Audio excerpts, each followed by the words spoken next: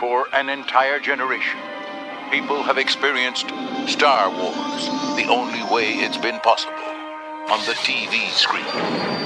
But if you've only seen it this way, you haven't seen it at all. This is the podcast you're looking for. We've been waiting for you. Hi, this is John Jackson Miller, author of Star Wars Kenobi. You're listening to Coffee with Kenobi with Dan Z and Corey Clubb. This is the podcast you were looking for. We would like to welcome John Jackson Miller as our special guest. John is the author of the upcoming Kenobi, an eagerly anticipated novel that Star Wars fans are extremely excited to read. The book covers a previously unexplored story in the Star Wars universe that fans have been asking about for a very long time. John has agreed to join Corey and me for a cup of coffee, and we are very excited to have him.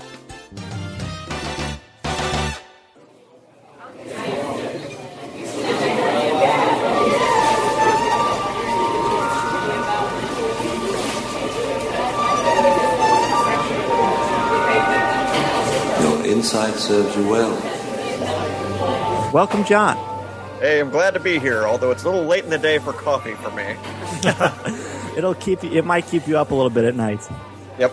Awesome. Well, John, first off, thank you again for being on our show. How perfect that on our podcast, Coffee with Kenobi, we have the author of Kenobi. That's an excellent. The force is definitely strong with this podcast right now, I would say. See, if I had written a book about coffee, I don't know if I could have gotten in here. But That's right. That's right. So number one, could you go ahead and tell us about your background as a writer? Corey's a writer. I teach writing at the high school level in literature, so we're interested in knowing your background as a writer. Well, I was trained as a journalist. I was the editor of my high school paper, my university newspaper. I took a sort of a side trip into Soviet studies for a while. That's where I got my master's degree. I've said this a lot of times, but I would have continued with that, but the Soviet Union collapsed on my dissertation, so I wasn't able to. I wasn't able to go any further. I'm really seriously. I just come back from Russian immersion camp, which is like the worst kind of summer camp experience you can imagine. Indiana University, they have a language immersion camp where for 8 weeks in the summer, all you do is or at least they did 20 years ago, they had this. All you would do is just go and take classes during the day and then come back and sit at the table and at the dorm and speak Russian or Uzbek or Czech or whatever language that you were speaking. The rule was you weren't supposed to speak English at all. I realized I was going to starve. So I started sneaking out to Steak and Shake. Attaboy. But yeah, as soon as I got back from this camp, I was getting ready to apply to go across and do my research for the dissertation, and the coup d'état happened in Russia, and the old government ended up falling. The Soviet Union dissolved, and everything that I was going to be studying vanished. And I just pretty much looked at the world and said, "Okay, it's time to actually go out and get a real job." So that's a digression there, but that tells you, I have been studying places far, far away for a long time. That's fascinating. I had no idea that. How cool! And Corey and I like to say that one of the things we love about our show is that it's for all Star Wars fans. We like to think it's got an intellectual bent to it, and just hearing your background. And did I read somewhere that you have a passion for history as well? Yeah, again that master's was in Soviet. Actually, it was in comparative politics, but it was there was a Russian history emphasis to it. And when I went into the work world, first I edited a line of trade magazines for the lumber industry of all things, and then that fortunately lasted less than a year before I ended up becoming the editor of the trade magazine for the comics industry, which brought me to Wisconsin, where I've been for the last 20 years now. I've looked for opportunities to use my interests in these other things in my stories. They always say, don't just know how to write. You need to have something to write about. Yes. So For example, after I had been at the trade magazine, Comics Retailer was the magazine, Comics Buyer's Guide I was managing later on. Oh, wow. Scry magazine, I was the editor of that for a few years in my role as sort of a hobby magazine editor. But then I started moonlighting writing comics themselves. And when I did write my first comics series, it was about Crimson Dynamo, the Russian Iron Man. Sure. It took me a lot of years, but I finally put that stuff to work and put that to use. And I still do try to bring in some of these old concepts and ideas every so often. Certainly, Knight Errant was the obvious one where there were many different schools of how to be Sith at that time, and that really mirrored sort of what I was doing in comparative politics, studying the difference between communism in Russia and communism in North Korea and China and Vietnam and other places, Cuba, where it had been practiced. And as we saw in Knight Errant, none of these Sith fiefdoms that were out there were run the same way at all. The local conditions varied quite a bit. That is excellent, and that's quite a big background you've got. I think it's great that you can hear all these great stories in the background, all these writers that writers have, and you never really hear that part of it. I think you just hear that they write the comic books, write Iron Man, all this other stuff, and they think, oh man, they got such a great background. You have a master's degree. That's awesome. I think that's, like you say, you put that to your use, and that's an excellent way to put it into the stories. And what a rich history to pull from. Yeah, it really does help when you're sort of grasping for ideas. So how did that get you started in the Star Wars saga? Well, I as far as being a Star Wars fan, that went way, way back. The first grown-up comic book I ever got was Star Wars #1, first Marvel adaptation issue. Classic. Oh, yeah. Classic. By Roy Thomas and Howard Chaykin. I, in fact, read the comic book adaptation of Star Wars before I got in to see the movie. It was very hard to get in when I was a kid. And Yes. in fact, readers who open the first few pages of Kenobi will see that the book is in fact dedicated to my sister, who made sure that I got in to see the movie. I saw that. That was great. Because we kept trying to get in, and she was surprised by that when she saw it, and she was tickled. But I was always interested in Star Wars. I followed the Marvel series.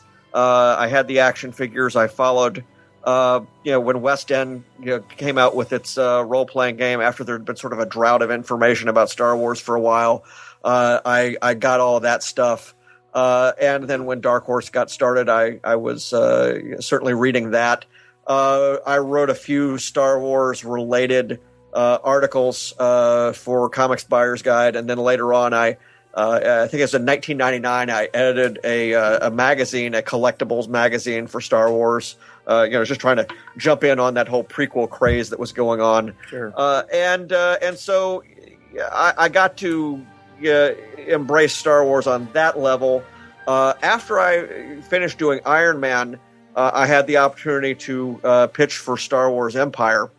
And that was the one series that was set in between episodes 4 and 5 that Dark Horse was doing. And I sold a script there, and Randy Stradley, the editor, asked if I had any ideas for what would end up being the Knights of the Old Republic series that I did. And Knights of the Old Republic ended up leading to work on the video game. Not the video game, I'm sorry, the role-playing game. It led also to work on Star Wars hyperspace short stories that were on the fiction extras or bonuses that were on the Star Wars site. That led to getting to do the short stories for Lost Tribe of the Sith that we were releasing as electronic freebies to promote the Fate of the Jedi books. And then, we launched Knight Errant as both a comic series and a novel at the same time. And it's just gone on from there. And this last year, I've been focusing mostly on writing prose. but certainly, Star Wars is a big part of my life. Excellent. Well, you mentioned prose. I do want to ask you about how the actual book Kenobi came about. But before we get to that, I want to take a little bit of a sidestep and talk about your brand new book, Overdraft: The Orion Offensive. Oh, yeah. That just came out in paperback, trade paperback. This is a fun story. Again, it's one of those things that draws upon, my interests. This is, I think as we call it, it's sort of, aliens and armored mercenaries take on Wall Street. Nice. It is a story that's set in the 22nd century. Earth has been embraced in sort of an interstellar, commercial community. There's a lot of trading going on, and naturally, we take to it very quickly here on Earth. And also, naturally, we have some guys that are apt to pull shenanigans. And that's the main character, Jamie, who, in trying to get rich quick, he accidentally bankrupts his expedition from the safety and security of a keyboard in the solar system. He's never been out into space. The mercenaries with the expedition decide they are not going to take this lying down. They're not just going to go quietly into unemployment. And so they come back to the solar system and they grab him and they more or less draft him back out to the most dangerous reaches of the galaxy to try to sell to the toughest customers. He becomes a traveling salesman for the corporation, basically, trying to sell to the most dangerous aliens that are out there. And it's a lot of fun. It is. It's your fish out of water kind of storyline, but we also have some interesting aliens and some fun action that goes on because we have all these these armored mercenaries who really the last thing they want to do is be protecting this really kind of a whiny guy.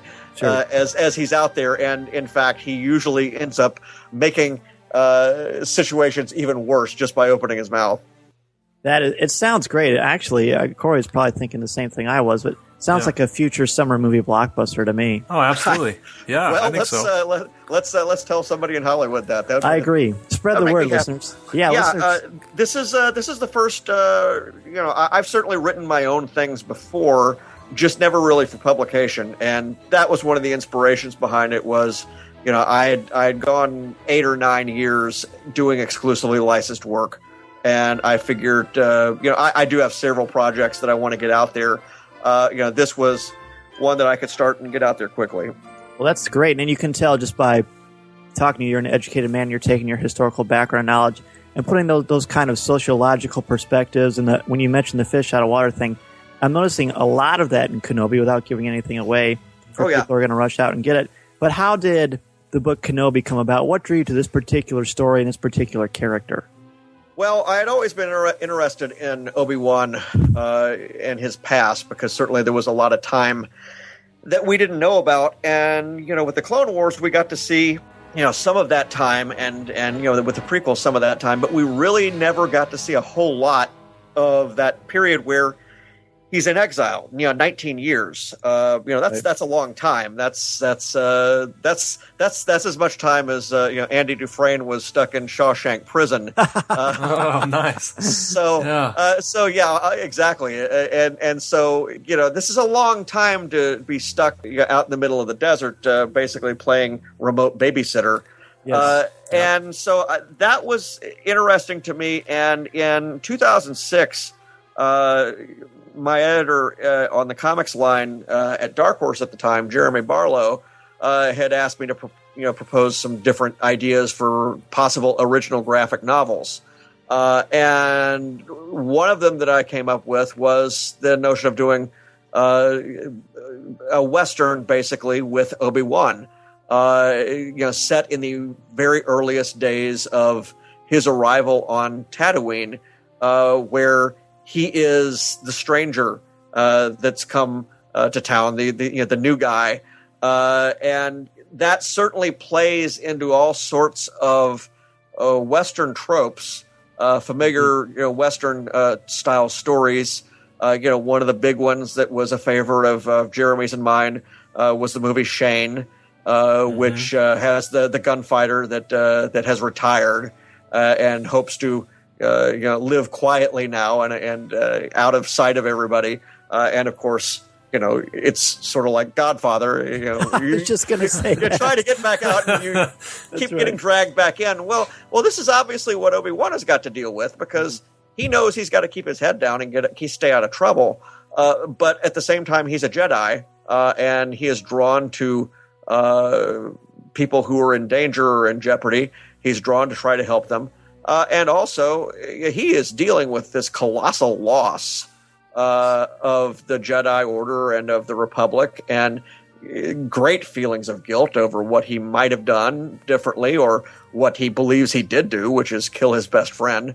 And he is naturally inclined to try to figure out ways to, if not redeem himself, keep from going crazy, and to try to be useful, and to try to do something.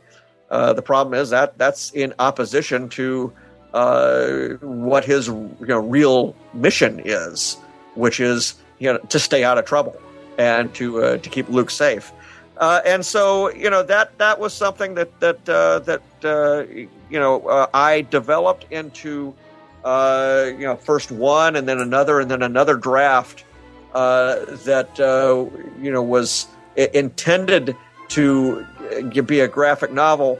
We decided not to go forward with it.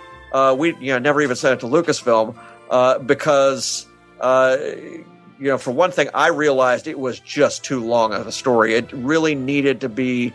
I realized that enough of it was internal that it needed to be told in prose as opposed to comics form.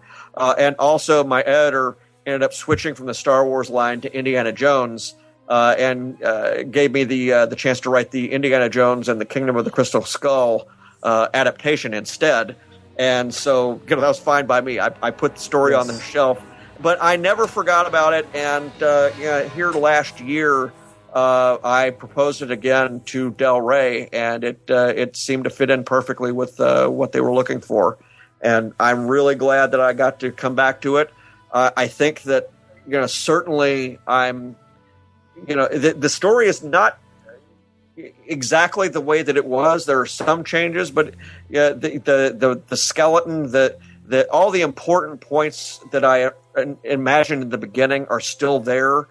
And I really do think that having this extra 5 or 6 years of training and building my own storytelling skills really were necessary to be able to tell the story the way that I did.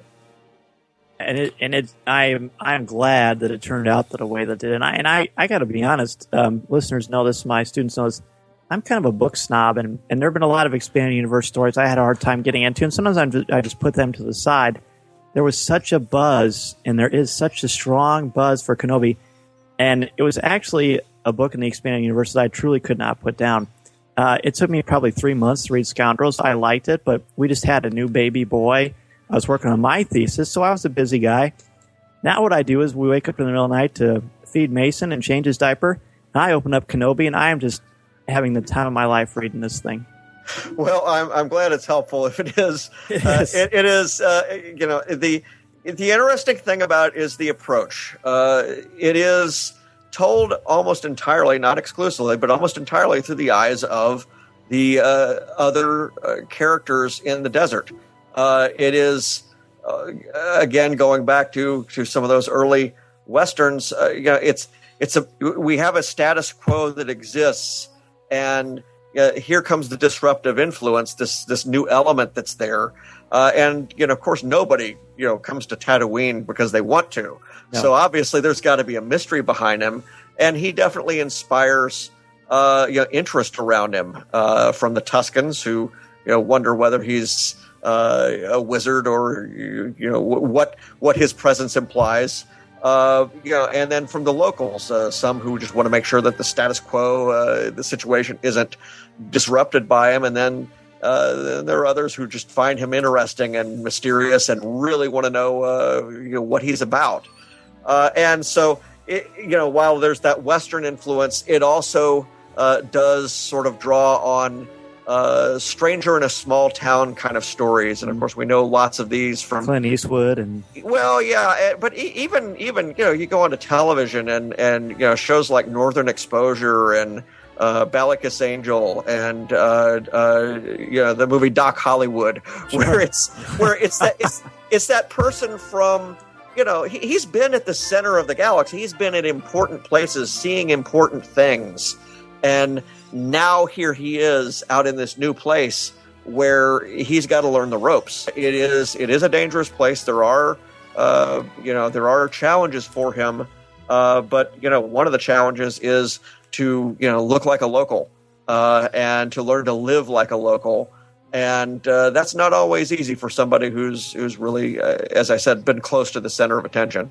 How do you get in the head of Obi-Wan? Obviously out of his element and thrown into this brand new place. How do you get into someone's head like that? Well, 20 years ago, I moved from Memphis to the middle of Wisconsin. I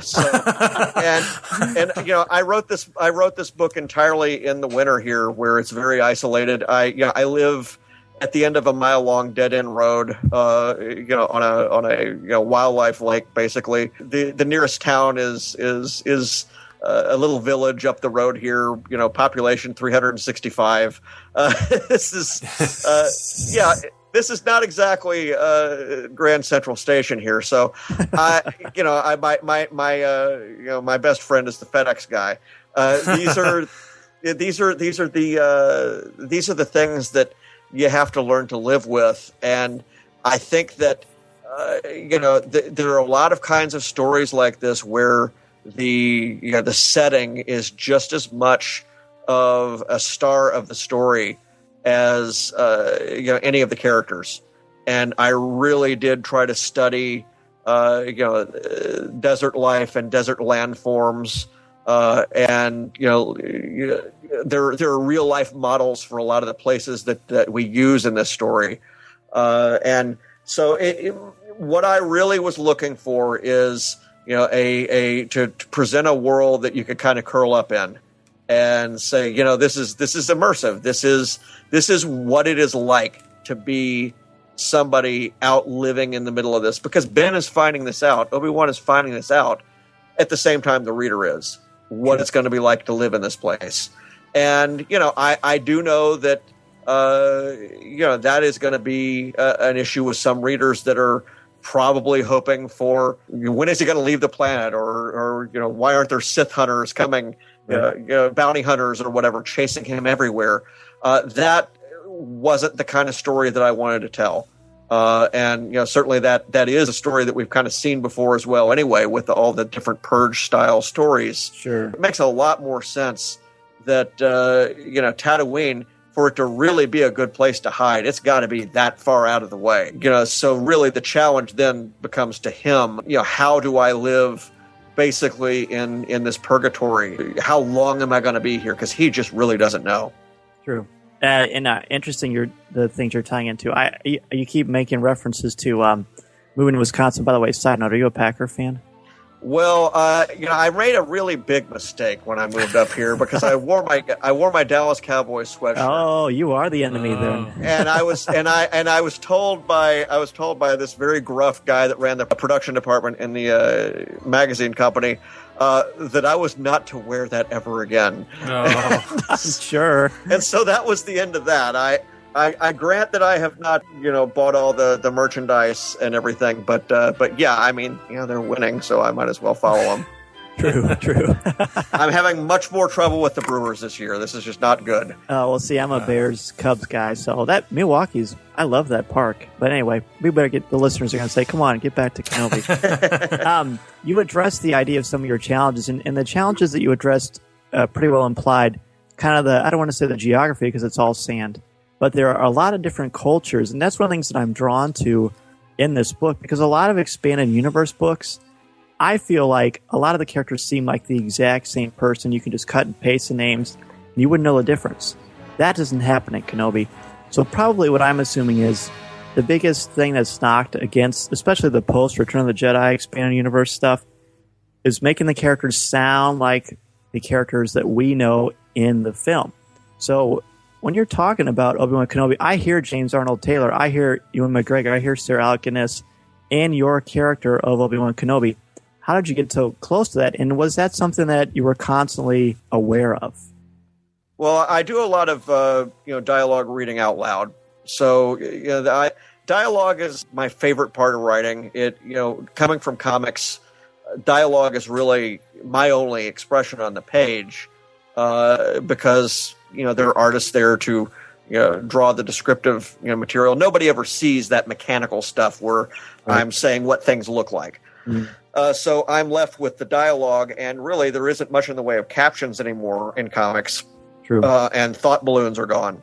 So really you've got just the interplay between the characters, and the way that I write is one where we're always in the head of one of the characters in the book, wherever whatever part of the story we're in, and so it is the case that we're getting a lot of this information about what's happening in this world secondhand. But what I want to try to do is make it sound like you're there. Make it sound like you're actually, these are friends of yours, or that they're, people that you run into, maybe not necessarily the Tuscans being friends of yours. But, No. But I mean that you can imagine being in this place. There's a location in Kenobi that is sort of the central meeting place for a lot of the characters. It's Cheers, Tatooine style. It really is, in a sense. Cheers, or Fitzgerald's is the bar in Ballycus Angel. The Brick is the bar in Northern Exposure. There's always that place where you have the whole world coming together, and there's all these people who are seeing Obi-Wan from the outside, and I wanted to put the reader in that place as well. But you have that sort of nod and a wink, because what's really going on. What he's really dealing with. When when a situation comes up that's going to be awkward for him, why he's awkward. It's sort of like reading a Superman comic book or any superhero comic book where the hero has an alter ego, a secret identity, and we, the readers, know the secret identity, but obviously the people around don't. And that was fun to deal with. And again, getting back to Obi-Wan and his voice in this, that was something where I worked to make sure that, okay, well, if we present him with a situation like this, is he going to respond to it by freaking out, or is he going to respond to it by being Mr. Cool? Well, Obi-Wan is usually Mr. Cool. And that's with the exception of a couple of episodes in this story where, I think I wanted him to be really back on his heels and not knowing how to react, face a lot of the indignities or unexpected moments with a real coolness and a real way that I think if you read it, you're going to say, okay, yeah, that's Ewan McGregor's Obi-Wan. Very much. Well, I think too, it's like your narrative style is excellent in this book, and it's like you mentioned, there was a lot of different points of view, a lot of different characters are involved. There's a whole different setting as far as like the little town and city and all their way of life. Like I said, it's the whole way of life you've set up, and you've got a really nice perspective with the Tusken Raiders. And how did you develop that for this book? In the case of the Tuskens, I read a lot of what was out there. I read everything that had touched on Ben Kenobi's life, Obi-Wan Kenobi's life in this period. I think of him as Ben so much because he was in the Ben guise for most of the book. He's really only Obi-Wan in his own mind because of the way the situation is. But I did study other things that had happened with the Tuskens. I think there have been maybe there's been a short story or two that was told from a Tusken's point of view. Yeah. Never anything deeper than that. And what I really wanted to tackle was, why do these people live this way? What is in it for them? And it entailed developing, sort of a mythology I've studied a number of native cultures for this work and for other works, and I came up with a mythology for them that also sort of ties into the larger narrative of the story, but I think it tries to explain a little bit of why they live the way they do. I don't try to make them sympathetic. I think that's a trap that you can easily get into. There's that sort of cliche of the noble savage or whatever you want to call it that it gets used again and again, where this group of people who are alien to us, they may actually in their own way be just as noble as we are. We just don't understand them. Well, I think as we learn more about the Tuscans, we realize that to understand them is not necessarily to like them. It is not necessarily to approve of the way that they act or the way that they feel compelled to act. Mm-hmm. And it explains, I think, why Tatooine is in a constant state of war that will never, be resolved, or at least it's not resolved in any of the time that we've seen these characters. The existence of the settlers is antithetical to the Tuscan worldview and vice versa. And so it's always going to be a dangerous place to live if you're out there. And you mentioned that you don't want to make them sympathetic as a species, and the way they live their lives. And like you said, I don't want to give anything away, but it was excellent the way that from the younglings to the adults, that how they interact with each other. And I'm almost not so close to give something away. I don't want to. Yeah, it's so it's so good about that. It's okay to pity them.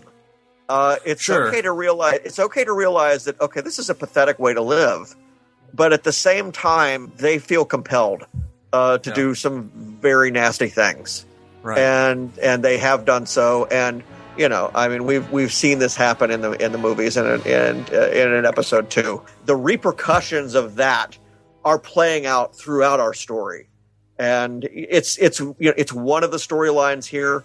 But again, I think it's an important one. And I think that's the thing that we're talking about. The brilliance to me of what I'm reading in Star Wars Kenobi is how you are forcing readers, if they're catching this, and I'm sure that our listeners are catching this when they read the book, you have to look at different cultures and different species, if you will, different races from different points of view, and you have a way of it's hard to talk about this without giving anything away, but I think I really like what you did with characters. I'll just say that. Well, everyone is the hero of his own story. Very well said. And to create a character who's designed to be the villain and make him villainous all the time. I have written characters that way. The villain in Lost Tribe of the Sith Spiral, which we just did, the graphic novel. The villain in that was designed to be a scenery chewing central casting villain, and it was awesome, by the way. Yeah, and that's a bit of a departure from what I usually do with these guys. But again, I felt since he was one of the really, really old school Dark Jedi, I wanted to make him as Saturday matinee crazy as possible. But I mean, that was another thing with Lost Tribe of the Sith. Everybody in Lost Tribe of the Sith is ostensibly evil, but they're all the protagonists of their own stories, and they all have a reason why they think that they're smarter or their way is better than anybody else. Whether that's true or not, we find out. But yeah, I mean, I think.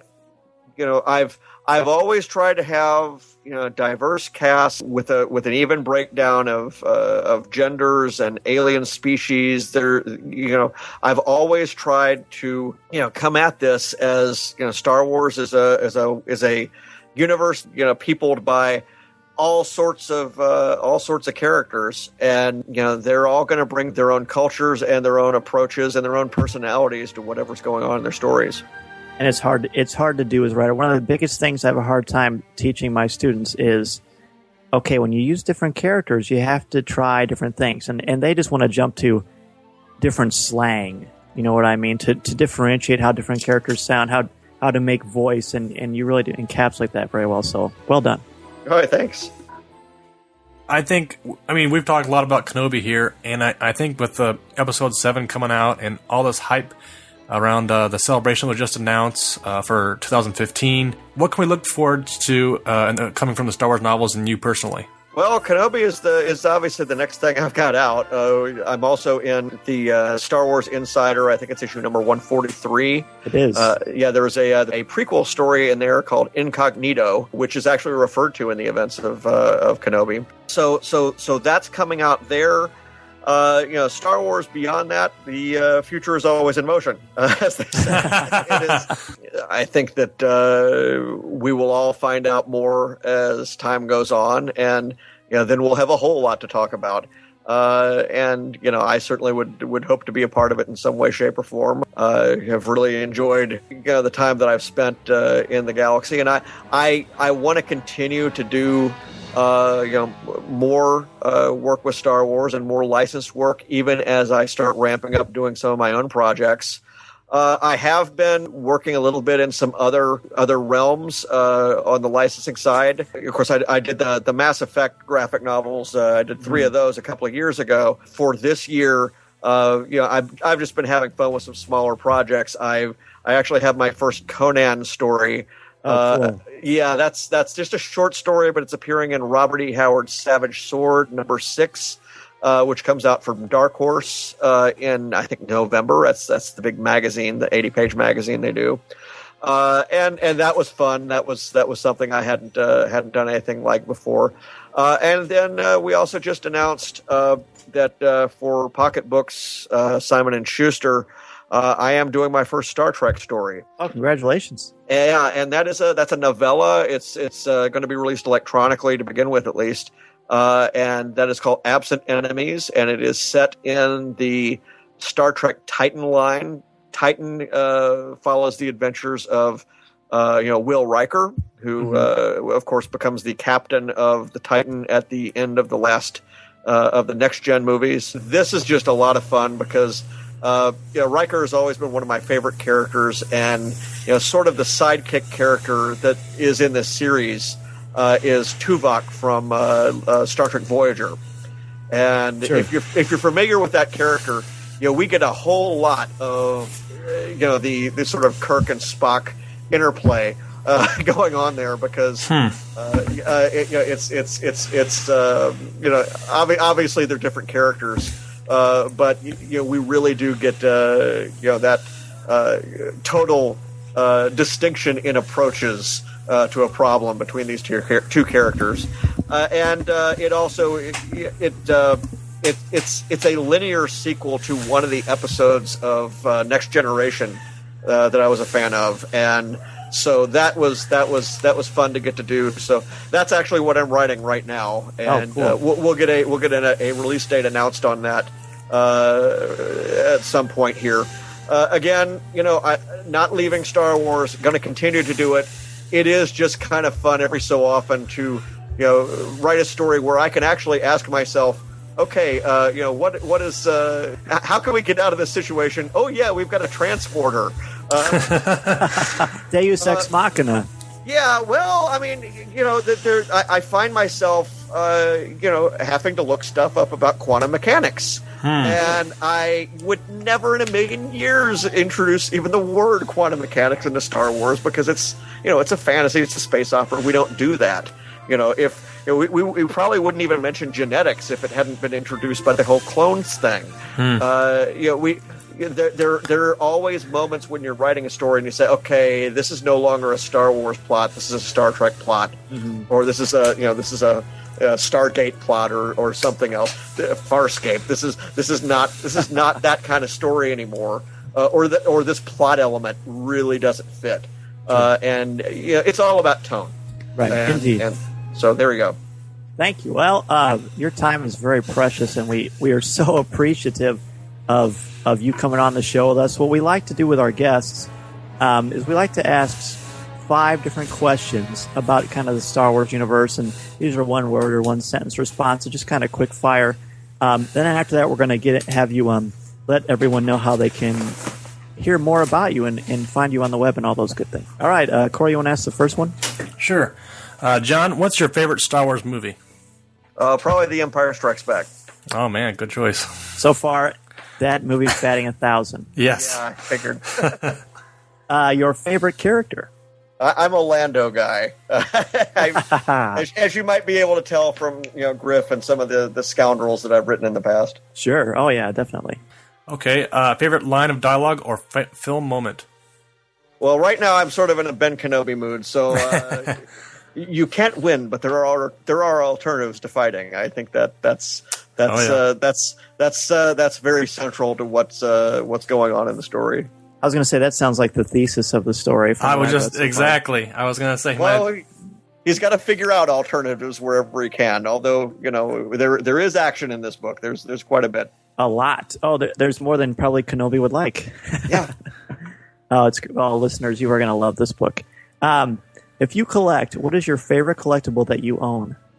Well, I have a lot of different collectibles. Way too many. Comic books.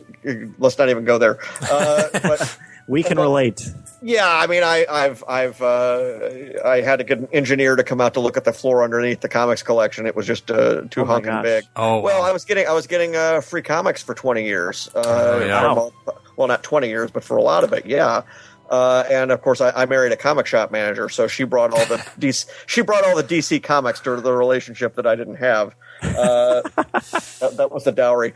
Among the Star Wars stuff, I just have to look at what's in the office here. I've got the big Kenner replica Y-wing because I knew the thing existed when I was a kid, but I just could not afford it or could not find it. We didn't have eBay.